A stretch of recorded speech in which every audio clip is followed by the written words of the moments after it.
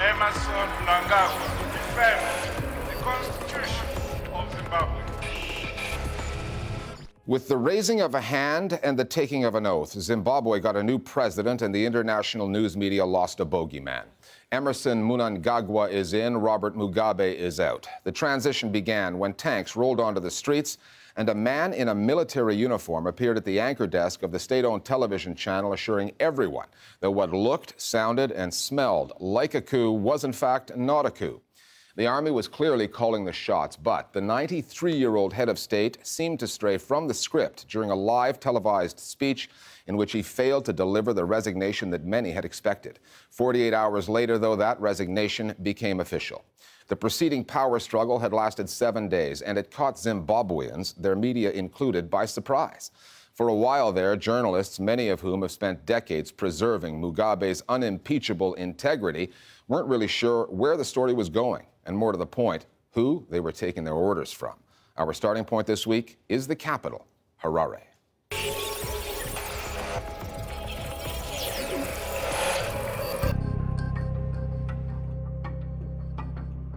Behind the story of what happened in Zimbabwe this past week lies a significant media story that has gone largely unreported.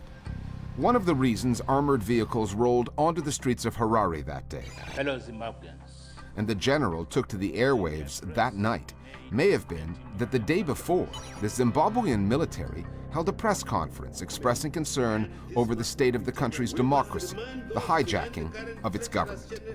That story was ignored. Not a word of it was reported by the state-owned newspaper or state-controlled broadcaster loyal to Robert Mugabe. For the generals who tried to send a message the conventional way, through the news media, only to be thwarted, that may have been the last straw. This press statement was not covered at the time by the Herald and the Zimbabwe Broadcasting Corporation.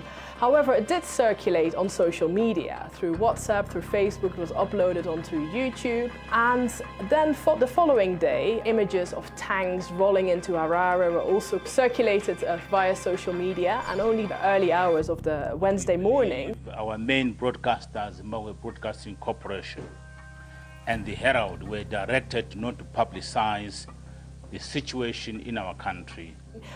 Did ZBC decide to broadcast a televised address where another army general was addressing the nation, of course also covered widely in the international media.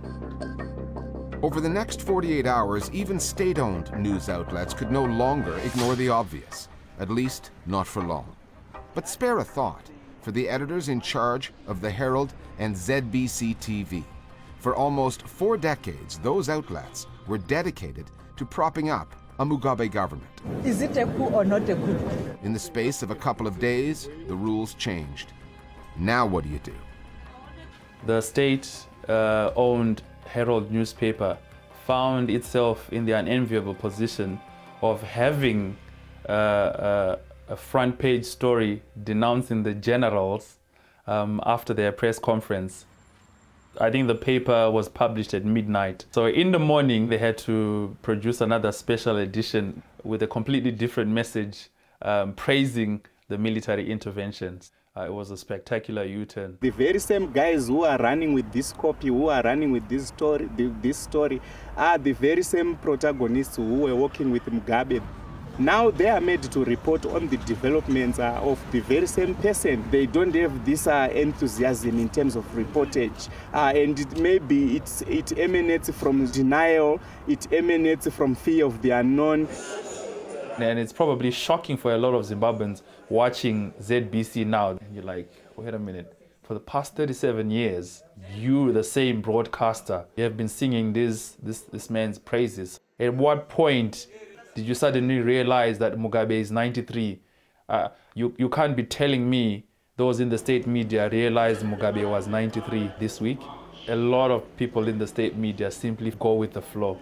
Wherever the water is flowing to, that's where you find them. 4 days after the military stepped in, Zimbabweans heard from Robert Mugabe for the first time.